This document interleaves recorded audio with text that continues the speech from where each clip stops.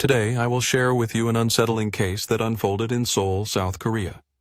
The central figures in this haunting tale are Choi Soo-hee, a 31-year-old dentist, and her husband, Lee Do-hang, a 33-year-old surgeon. Their love story began in 1989 when they tied the knot.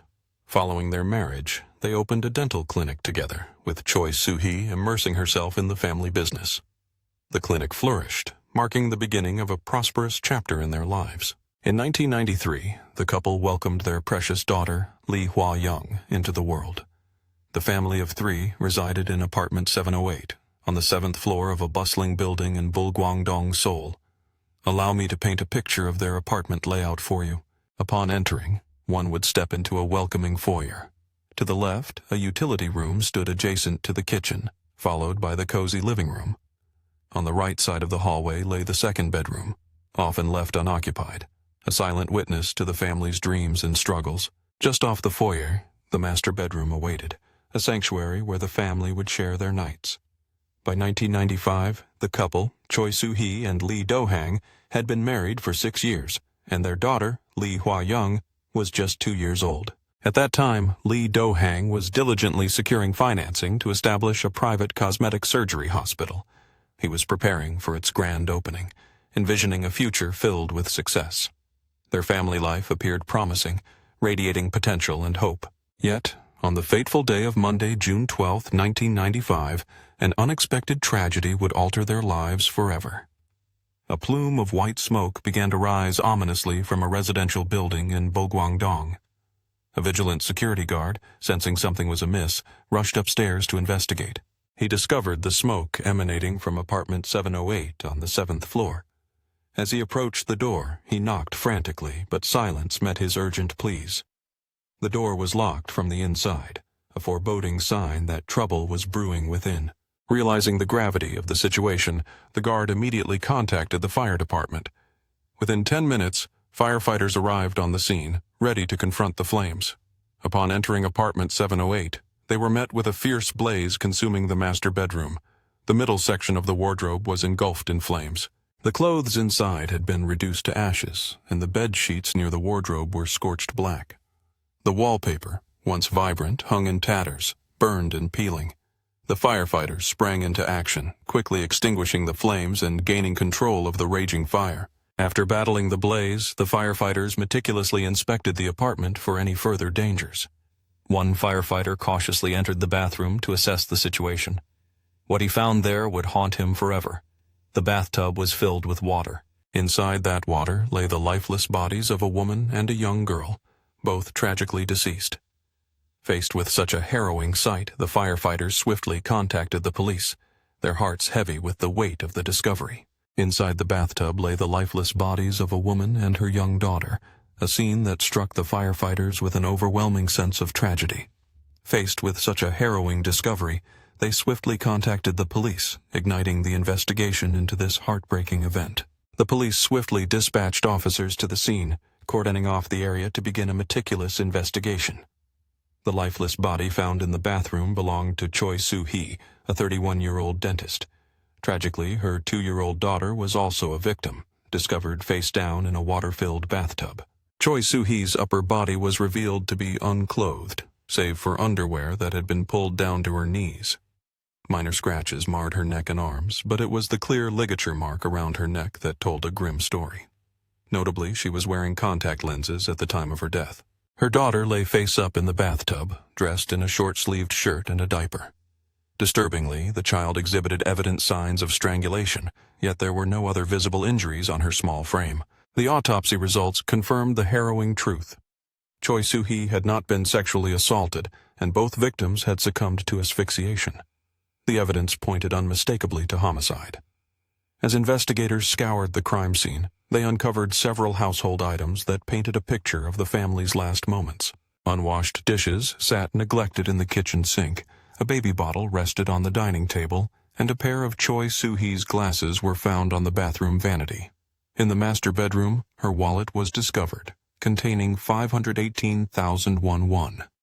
Notably, the apartment door was securely locked. No signs of forced entry were present, and the doors and windows showed no signs of damage.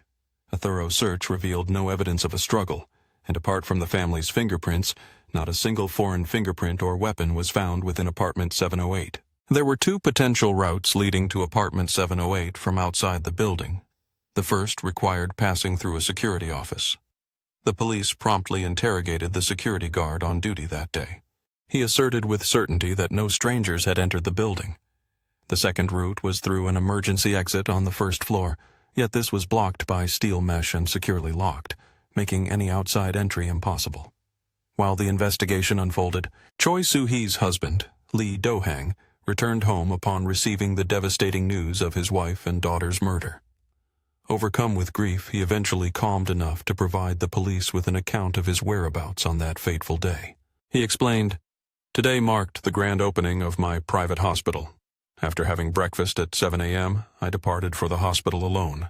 My wife and daughter had joined me for breakfast, and everything seemed perfectly normal when I left. I arrived at the hospital at 8 o'clock a.m. for the opening ceremony, where numerous witnesses could confirm my presence. If we look at the map, we see the location of the apartment and the hospital. It takes roughly 1 hour to travel between these 2 points." The statement from the apartment security guard corroborated this timeline, confirming that he had seen Lee Do-hang leaving the apartment at 7 a.m., aligning with the husband's account. Importantly, no cash or valuables were reported missing from the crime scene, and again, there were no signs of forced entry. The police speculated that the brutal murders of Choi Soo-hee and her daughter had taken place in the master bedroom. In a chilling act of deception, the perpetrator had intentionally removed some of Choi Soo-hee's clothing, staging the scene to appear as a sexual assault and homicide. An initial assessment of the crime scene suggested that this heinous act was likely driven by personal revenge. Investigators believed the killer might have shared a close relationship with both Choi Soo-hee and her daughter. To evade capture, the assailant set fire to the apartment, hoping to obliterate any evidence of their identity. In pursuit of the truth, the police began delving into the personal lives of the victims. One of Choi Soo-hee's colleagues divulged that she had been involved in an affair with a man who was rumored to be an interior designer. The police tracked down this individual, but he provided a solid alibi, confirming he had not been near the apartment during the time of the crime. With this information, he was temporarily cleared from the list of suspects. However, in a twist of fate, he later vanished from South Korea, disappearing without a trace. Investigators later uncovered a diary belonging to Choi Soo-hee, containing a revealing line, "I thought about him while lying in bed with my husband." The him was unmistakably her lover, the interior designer. This evidence led the police to suspect that Choi Soo-hee's husband, Lee Do-hang, might have discovered the affair. In a fit of rage, he could have confronted his wife, leading to the tragic deaths of both her and their daughter. Lee Do-hang certainly had a strong motive for the crime. Yet, whether he was the actual murderer hinged on the estimated time of death. Forensic doctors conducted autopsies at 11 in the morning on the day of the incident. Both victims exhibited signs of livor mortis. After death, the circulation of blood ceases, causing it to settle in the lower parts of the body due to gravity. This phenomenon results in the engorgement of blood vessels in the lower areas while leaving those in the upper areas empty. For instance, if livor mortis is concentrated on the backs of the thighs and calves, it suggests that the individual was seated for an extended period after death. Conversely, if the marks are evenly distributed across the back and buttocks, it indicates the person was lying down post-mortem. The development of livor mortis unfolds in 3 distinct stages: the accumulation phase, the diffusion phase, and the fixation phase. Accumulation typically begins within 2 to 4 hours post-death, but can start as early as 30 minutes or as late as 6 to 8 hours. During the accumulation phase, pressing on the marks will cause the blood to momentarily shift away from the pressure point, creating a temporary lightening of the area once the pressure is released. The diffusion phase generally occurs around 12 hours after death, although it can accelerate, sometimes happening within 8 to 10 hours. At this stage, pressing on the marks may only slightly lighten them, and shifting the body's position will not easily redistribute the blood. Livor mortis typically stabilizes within 4 to 12 hours post-mortem. New marks may emerge in the lower parts of the body, leading to fixed patterns that begin to solidify during the diffusion phase. In the world of forensic science, livor mortis, the post-mortem hypostasis, typically stabilizes within 4 to 12 hours after death. New markings may emerge on the lower parts of the body, signaling the beginning of fixed patterns during the diffusion phase, crucial details in piecing together the timeline of events.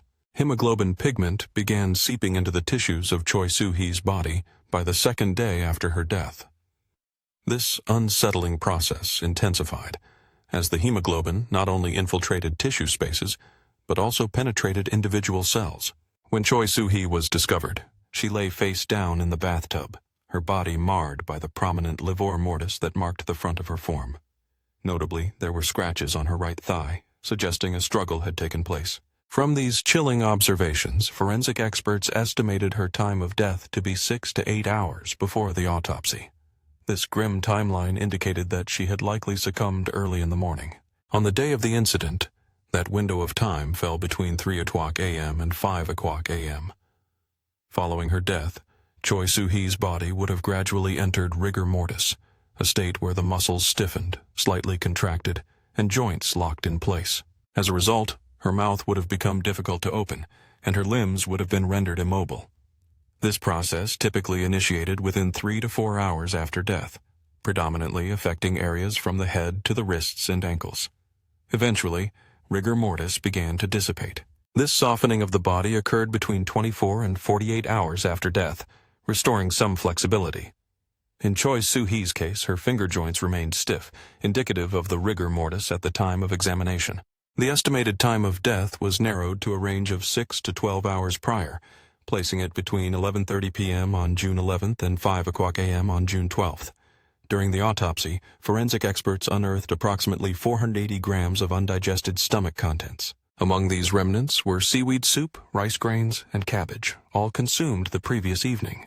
By analyzing the digestion rate, experts further corroborated the time of death, estimating it to be between 11:30 p.m. and 4 o'clock a.m. Utilizing these three forensic indicators, the medical examiner concluded that Choi Soo-hee likely died before 7 o'clock a.m. on the day of the incident.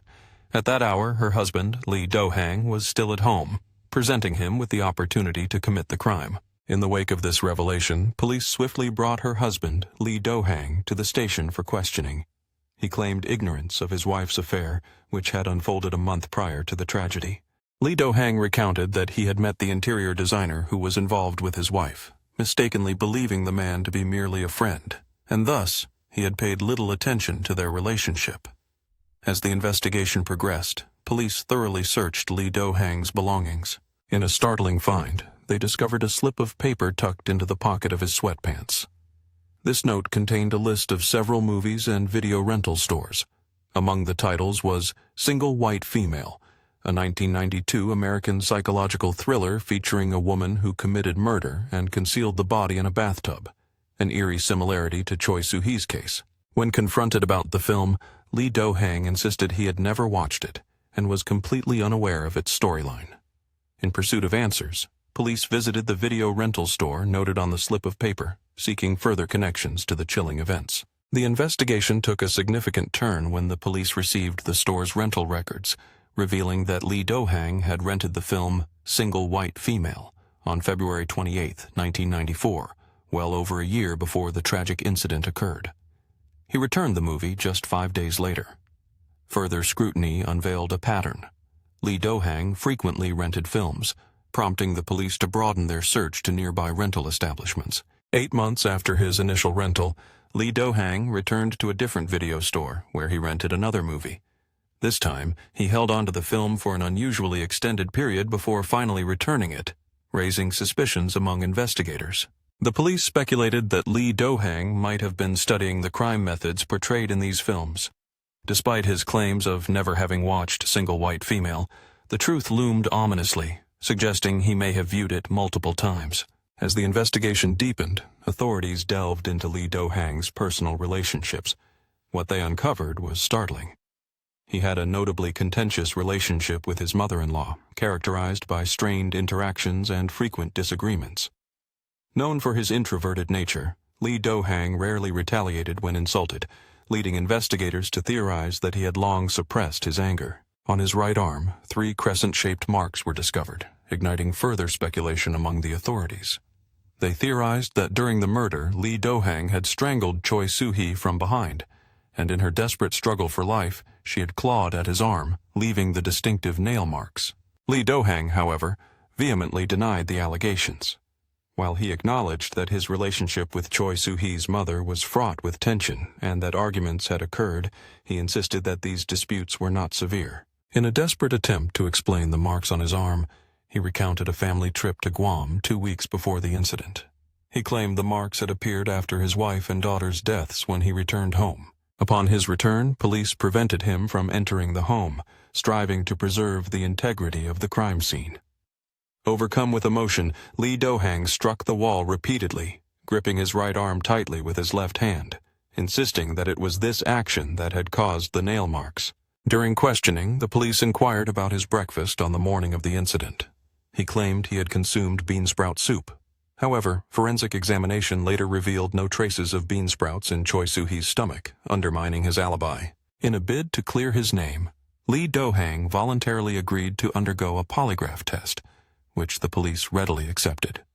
Yet, psychological experts concluded that he had failed the test just 4 days after the incident on June 16, 1995. Determined to uncover more evidence, the police returned to the crime scene. Their search led them to a curtain from the balcony, found lying on the ground nearby. A curtain cord was discovered, divided into 5 sections, each measuring less than 8 inches apart. The cord was sent for lab analysis, where it was revealed to have burn marks and a severed end. In the kitchen, investigators uncovered a row of 8 pristine plates, meticulously washed. It was reported that Choi Soo-hee. A cord was sent to a forensic lab for thorough analysis. There, investigators discovered burn marks and a severed end, raising suspicions about its use. Meanwhile, in the kitchen, a peculiar sight awaited them. 8 clean plates, meticulously washed. It was reported that Choi Soo-hee had prepared a meal before the tragedy unfolded. In the quiet aftermath of a harrowing crime, the kitchen sink revealed the remnants of an ordinary day. The dishes, typically washed at night, lay abandoned, but 2 baby bottles caught the attention of investigators. One stood empty, while the other, half full, hinted at a chilling reality. Choi Soo-hee's mother recalled this detail with a heavy heart. Choi Soo-hee's mother had been a constant presence in her granddaughter's life, preparing for her needs since birth. Each night, she would meticulously prepare 2 bottles, feeding the baby half a bottle at a time for 4 feedings. This routine had persisted even after her granddaughter had returned home, resulting in the unsettling sight of milk left in the bottle. The presence of the remaining milk painted a troubling picture. It suggested that the baby had not received the usual feedings that night. This detail further supported the growing theory among investigators that the tragic events had unfolded during the dark hours, when silence cloaked the home. 8 months later, in February 1996, the case moved to trial. As the courtroom filled with tension, prosecutors unveiled the autopsy reports of the 2 victims. The findings concluded that both had met their untimely deaths before 7 o'clock a.m., a time when Lee Do-hang remained at home. The prosecution also highlighted a pivotal moment, his failure to pass the polygraph test, a detail that weighed heavily against him. After a lengthy and emotionally charged trial, the jury reached a verdict. Lee Do-hang was found guilty of premeditated murder and sentenced to death. In the face of this verdict, he remained defiant, refusing to admit guilt. 1 year later, in September 1996, he filed an appeal, setting the stage for a second trial. The second trial began, with prosecutors presenting a familiar array of evidence. Yet the challenge for Lee Do-hang's defense was clear. They needed to prove that the victims had died after 7 o'clock a.m. on the fateful day. His defense attorney, Kim Young-tae, a skilled and seasoned lawyer, pushed for a critical examination of the evidence. Kim Young-tae requested the court summon a Swiss forensic expert, Thomas Krumpatzer, to bolster their defense. The prosecution's forensic team had determined that the victims had died 6 to 8 hours prior to the autopsy, relying on the signs of livor mortis found on the right thigh of one victim. Yet, the absence of other notable injuries raised questions. To challenge the assertions made by the prosecution's forensic team, the defense meticulously dissected their findings. The forensic team had concluded that the victims had perished 6 to 8 hours prior to the autopsy, based on livor mortis observed on the right thigh of one victim. Yet, strikingly, no other significant marks were found on either body, leaving crucial questions unanswered. As the trial progressed, Thomas Krumpatzer reminded the court of a crucial detail. When police discovered Choi Soo-hee's body, she was not wearing underwear. Instead, her underwear had been pulled down to her knees, the elastic band stretched, a detail that suggested an external force could have caused this unsettling state. In a pivotal moment, defense attorney Kim pressed the prosecution's forensic expert on whether there were any injuries to the victim's face noted during the autopsy. The expert affirmed there were, yet Kim was quick to point out that this expert had not been the medical examiner who conducted the autopsy on Choi Soo-hee. With a sharp retort, Kim questioned the reliability of the expert's testimony, stating, "What you are describing is based solely on photographs. How can you be certain about your claim?" The courtroom fell silent, the tension palpable as doubts were cast upon the prosecution's narrative. The prosecution's forensic expert, having not participated in the autopsy or visited the crime scene, found it difficult to defend their statements regarding the condition of the body. Thomas Krumpatzer further argued that the timeline for rigor mortis varied, presenting a case that could shift the entire direction of the trial.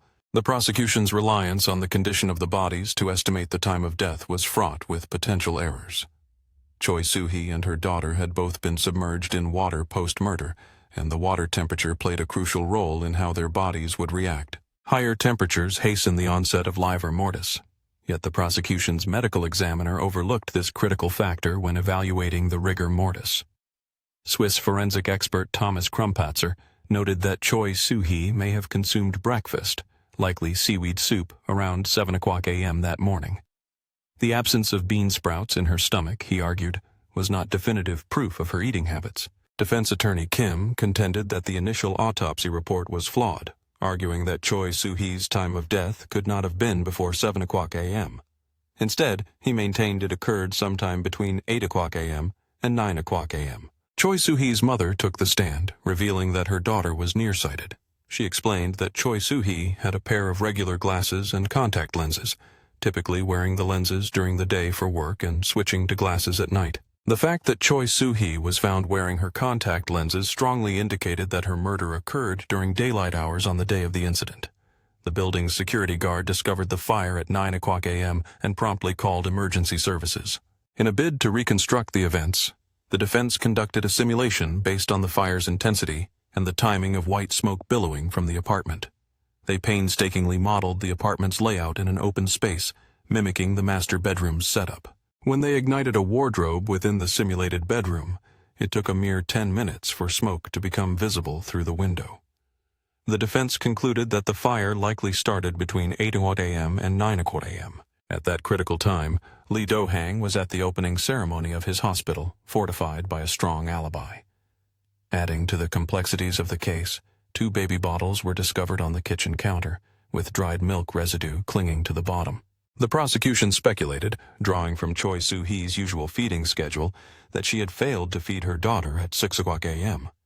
However, defense attorney Kim challenged this assertion, noting that while Choi Soo-hee typically fed her child every 3 hours, the circumstances surrounding that fateful morning remained shrouded in uncertainty.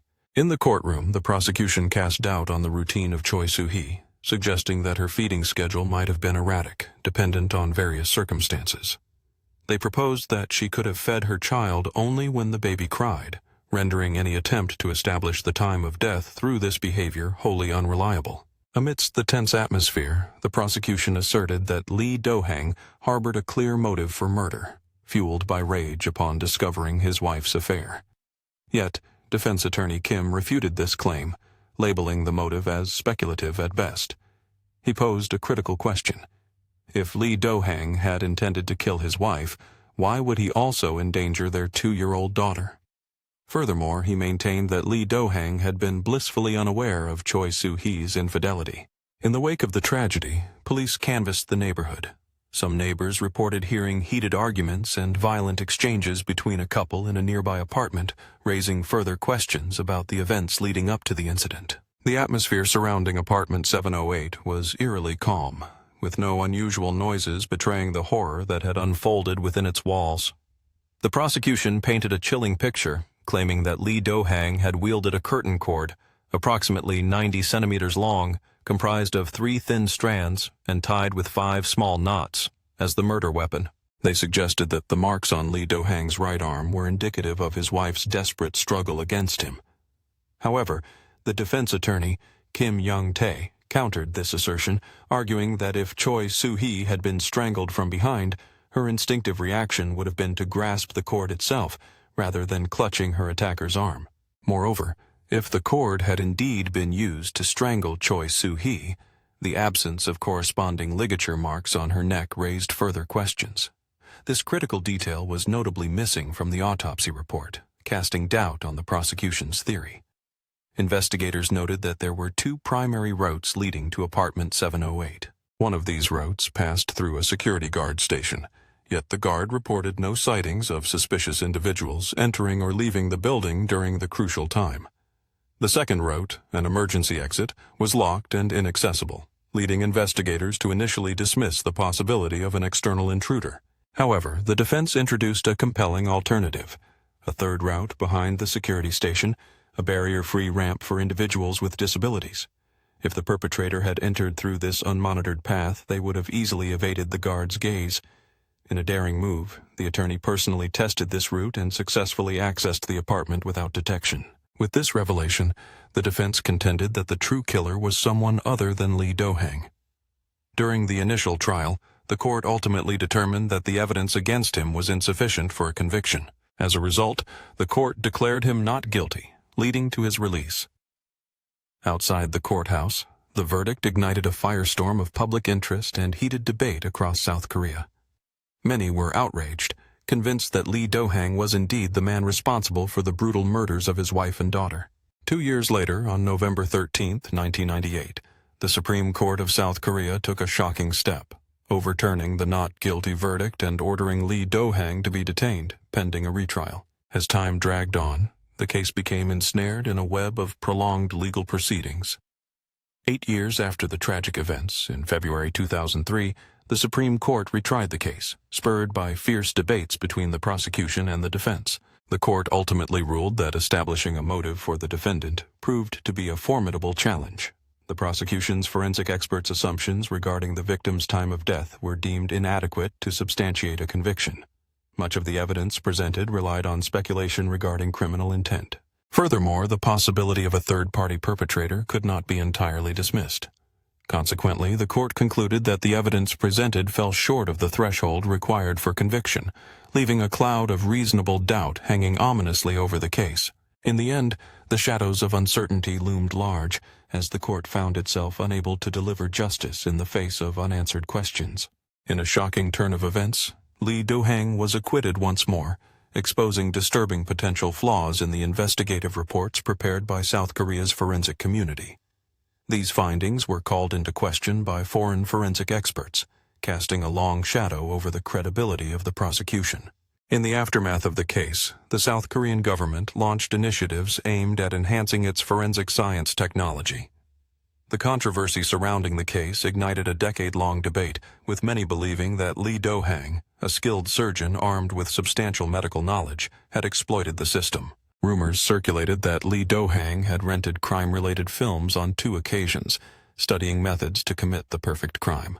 Others speculated that he had leveraged money and connections to bribe lawyers and forensic experts, ultimately orchestrating his own acquittal. In defense of these allegations, Attorney Kim clarified that Lee Do-hang and Choi Soo-hee were not affluent individuals. They had managed to gather approximately 150 million KRW, equivalent to around 103,000 USD, through asset mortgages and other means to establish their hospital. Post-trial, Lee Do-hang's financial reserves were nearly exhausted, leaving him unable to secure legal representation. After reviewing the evidence, I became convinced of Lee Do-hang's innocence and willingly took on his defense. With most domestic forensic experts aligned with the prosecution, I opted to enlist experts from abroad. Throughout the lengthy legal battle, police failed to uncover any direct evidence linking Lee Do-hang to the crime. His introverted demeanor deteriorated under the weight of 8 years of litigation, resulting in severe social anxiety. He began to avoid eye contact and withdrew further from society, even as media outlets clamored for interviews. Declining all requests, he expressed a poignant hope that the real perpetrator would one day be apprehended. Reflecting on the anguish he had experienced, he voiced a desire to critique the flawed investigation and judicial system, yet he refrained from further sharing his emotions publicly. This unresolved and highly publicized case came to be known as the Korean Simpson case. Even today, it ignites fervent discussions, with public opinion nearly split between proponents and detractors of Lee Do-hang's innocence. Each faction holds distinct perspectives and interpretations of the events. As for whether Lee Do-hang was indeed the killer, only he possesses the truth. What do you think? Share your thoughts in the comments below. This concludes today's exploration of the case. Thank you for joining us, and we look forward to seeing you in the next episode. Goodbye. This concludes today's exploration of the case. Thank you for joining us, and we look forward to seeing you in the next episode. Goodbye.